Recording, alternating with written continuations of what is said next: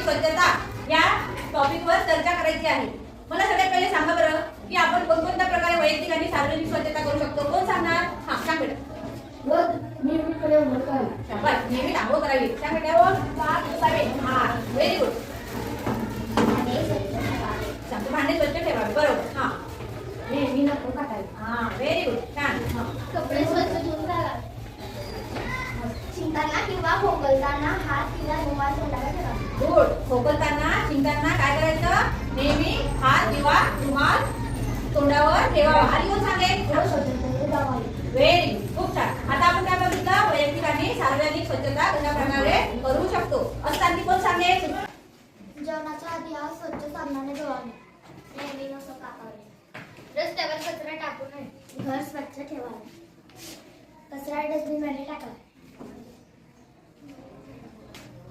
रस्त्यावर थुंकू नये।